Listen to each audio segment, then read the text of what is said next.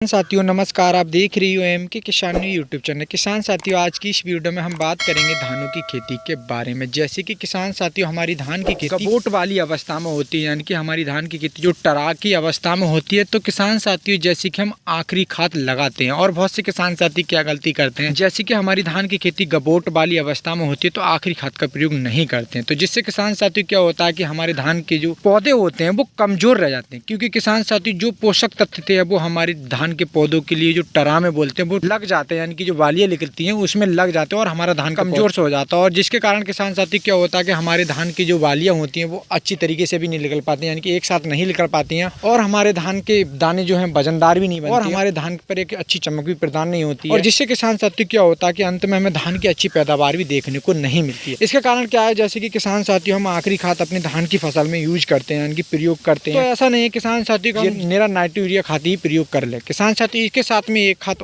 और देना चाहिए, जिससे किसान साथियों हमारे दाने वजनदार बने, एक अच्छी चमकदार प्रदान हो। किसान साथियों हमारी जो धान की वालियां वो एक साथ निकलेंगी तो इससे हमें कोई भी नुकसान देखने को नहीं मिलेगा। ऐसा नहीं किसान साथियों कि आज हमारी 10 वालियां निकल आई या 50 वालियां निकल आई, 20% निकल आई, 30% निकल आई, उससे हमें नुकसान देखने को मिलता है। क्योंकि किसान साथियों जैसे अगाव पिछाव हमारी धान की वालियां निकलती हैं, इसके कारण क्या होता है, जैसे कि अगाव वाली जो हमारे धान के दाने हैं वो हिल जाते हैं और जिससे किसान साथियों अंत में हमें पैदावार कम देखने को मिलती है। तो किसान साथियों एक हमें ऐसा भी खाद का प्रयोग करना चाहिए जिससे किसान साथियों हमारी धान की बाली एक साथ एक चमक अच्छी प्रदान हो और हमारा धान का जो दाना है वो वजनदार। तो किसान साथियों जैसे कि मैं आपके लिए 2 खाद बताऊंगा। जैसे कि किसान साथियों जब हम आखिरी खाद यूज करते हैं, यानी कि तो करते हैं नाइट्रो यूरिया खाद।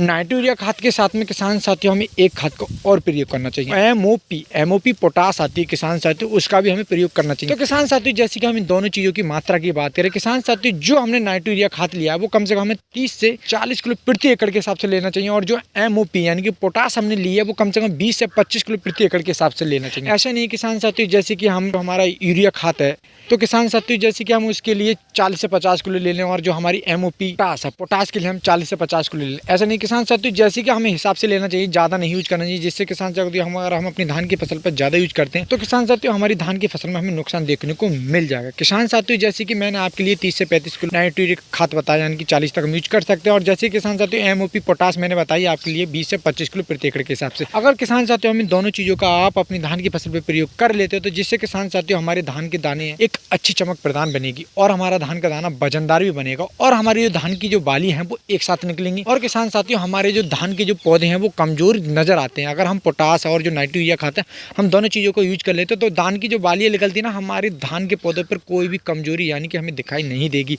यानी कि हमारे धान के पौधे के लिए कोई भी पोषक तत्वों की पूर्ति आराम से हो जाएगी, कोई भी पोषक तत्वों की कमी हमारे धान के पौधे के अंदर नहीं रहेगी और जिसके कारण किसान साथियों हमारा धान का पौधा गिरेंगे नहीं। यानी कि हमारी जो धान की फसल है, जैसे कि किसान साथियों खराब मौसम होने के कारण भी हमारी धान की फसल गिर जाती है। अगर किसान साथियों हम एमओपी पोटास का प्रयोग कर लेते तो हमारी धान की फसल भी नहीं गिरती है। तो किसान साथियों जैसे कि मैं आपसे उम्मीद करता हूँ आप अपनी धान की फसल पर आखिरी के समय इस चीजों का प्रयोग कर लेते तो जिससे किसान साथियों अंत में अच्छी धान की पैदावार भी देखने को मिलेगी। तो जैसे कि किसान साथियों ये जानकारी आपके लिए कैसी लगी, मैं आपसे उम्मीद करता हूँ ये जानकारी आपके लिए बहुत ही ज्यादा पसंद आई होगी। तो मेरी वीडियो के लिए लाइक कर दो, ज्यादा से ज्यादा शेयर कर दो। जो मेरे यूट्यूब चैनल पर नए हैं वो मेरे यूट्यूब चैनल सब्सक्राइब कर दें, पास में आई बेल की घंटी को भी दबा दें ताकि आने वाली हर वीडियो की नोटिफिकेशन आपके लिए पहले से पहले मिल जाए। किसान साथियों आगे मिलते एक नई वीडियो के साथ। नमस्कार किसान साथियों।